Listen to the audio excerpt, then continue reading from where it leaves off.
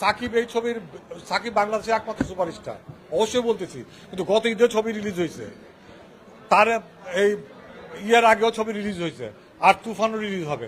তুফানের সাথে কি ডিফারেন্স? আপনি তুফান নিয়ে কেন কথা বলতেছেন? আগের ছবি নিয়ে তো কথা বলেন নাই। এটা কার জন্য? সাকিবের জন্য কথা বলতেছেন নাকি রাফির জন্য কথা বলতেছেন? না তুফানের জন্য, না তুফানের জন্য। আপনি তুফান ছবির জন্য কথা বলতেছেন।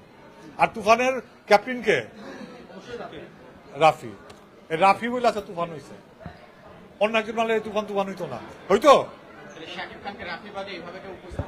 করতে পারে না। আগে আমি পারছিলাম শিকারী নবাবে, আর মাঝখানে কেউ উপস্থাপন করতে পারছে।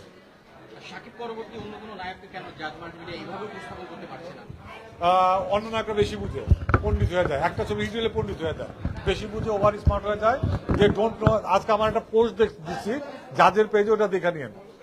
তারা প্যাকেজিং বুঝে না, তারা গল্প বুঝে না। নতুন যারা আমি নতুন দেখছি, তারা প্যাকেজিং বুঝে না। তারা মনে করছে যে আজিজ ভাই কম বুঝে, ওরা বেশি বুঝে, ওরা কোনো অ্যাডভাইস দেয় না, শুনে না। এবং সাকিব ডিস্ট্রিবিউশন বুঝে না, সাকিব প্যাকেজিং বুঝে, ডিস্ট্রিবিউশন বুঝে, যার জন্য সে আজকে সাকিব খান হইতে পারছে, সুপার সাথে করছে। সিয়ামও পারতো, ওই রোশনও পারতো। একটা সময় কিন্তু সাকিব খানের বাপ্পি বেশি হিট ছবি দিচ্ছে। 2012 থেকে 2015 কাউন্ট করেন, সাকিব খানের চেয়ে বাপ্পির হিট বেশি। তারপর বাপ্পি হারায় গেল কেন? This the depend on the packaging. সে বুঝে নেই তার কি প্যাকেজিং করা উচিত। They don't understand the packaging. যে প্যাকেজিংটা আমি বুঝতেছি, যে ডিস্ট্রিবিউশনটা আমি বুঝতেছি, এটা তারা বুঝতেছে না। বা তারা মনে করে তারা অনেক ভালো বুঝে। আজিজ ভাই, এই প্রসঙ্গের সূত্র ধরেই বলি যে জাজ মাল্টিমিডিয়া যেটা বলছিলেন যে অনেক নায়ককে নিয়ে সাকসেস হয়েছে, নায়িকাকে নিয়ে, কিন্তু সম্প্রতি সময়ে জাজের এমন কি হলো যে জাজকে অনেক মানে এমন ধরনের মার্কেটিং স্টান্ট নিতে হচ্ছে সিনেমার জন্য, যেটা নিয়ে অনেক সমালোচনা হচ্ছে।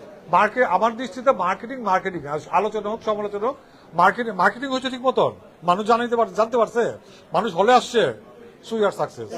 এটা আগে এক রকমের মার্কেটিং করছে, এখন আরেক ধরনের মার্কেটিং যাচ্ছে। মার্কেটিং সবসময় একরকমই চলবে কেন? মার্কেটিং নতুনত্ব আসছে, তো নতুনত্ব নিয়ে আসছি। এবং হ্যাঁ,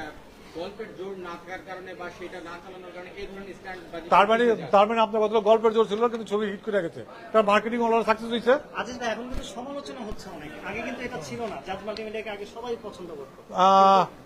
ছবি কিন্তু মানুষ পছন্দ করছে, আর মার্কেটিংটা আলোচনা সমালোচনা হবে হয়তো। বা মার্কেটিং যারা করছে, মার্কেটিং টিম, আমাদের মার্কেটিং টিম আছে যাচ্ছে, সেই মার্কেটিং টিমটা যেটা ঠিক মনে করছে তারা সেটা করছে। এখন তারপর হয়তো নেক্সট ছবিতে তো এই মার্কেটিং করবে, নেক্সট ছবিতে আবার অন্য স্টাইলে হিসাবে মার্কেটিং, এটা দেখা যাবে, আলোচনা সমালোচনা কি হয়।